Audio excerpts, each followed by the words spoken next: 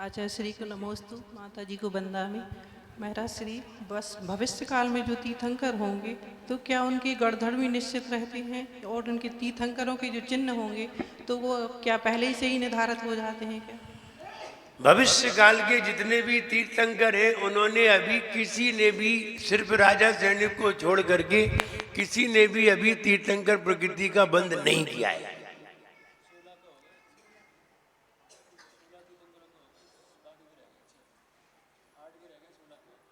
और अगर जिन्होंने तीर्थंकर प्रकृति का बंध कर लिया है वे, उनके 3 भव रह गए। जो 3 भव में मोक्ष चले जाएं वे ही तीर्थंकर प्रकृति का बंध कर सकते हैं। उनके क्या गणधर निश्चित हैं। अब यदि उनके नाम की घोषणा हो जाती तो हम कह देते कि निश्चित है, और नाम की घोषणा नहीं हुई है तो हम कैसे कहते हैं कि कौन से निश्चित है। और नाम की घोषणा हो जाए तो निश्चित मानना चाहिए। अभी 16 तीर्थंकर भगवान के बता रहे, 16 तीर्थंकर निश्चित है। तीर्थंकर होना निश्चित है या तीर्थंकर का बंध हो चुका है, दोनों में अंतर है। तीर्थंकर होना निश्चित अलग बात है। भगवान महावीर भी तीर्थंकर होना निश्चित हो गए थे आदिनाथ के समय में, लेकिन तीर्थंकर प्रकृति का बंध नहीं हुआ था। इसलिए जो तीर्थंकर प्रकृति का बंध कर चुके हैं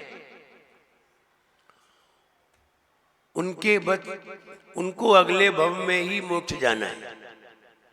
ऐसे फिर कोई भी हो। और जिन्होंने बंध नहीं किया है उनका अभी कोई निश्चित नहीं है कि कब जाना है।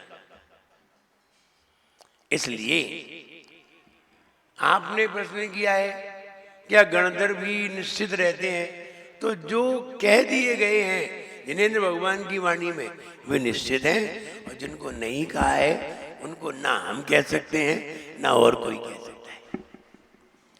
जो घोषित हो गए वो निश्चित है। जैसे राजा सैनिक पहले तीर्थंकर निश्चित है।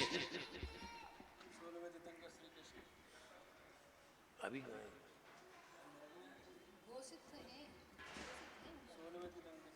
घोषित है, घोषित होना अलग बात है। और तीर्थंकर प्रकृति का अगर बंद हो गया तो फिर वो तीसरे भव में, अगले भव से ही मोक्ष जाएंगे। और अभी कहाँ है? अभी श्री कृष्ण अभी कहाँ है? तीर्थंकर प्रकृति का नहीं होता, सीधा नहीं होता है।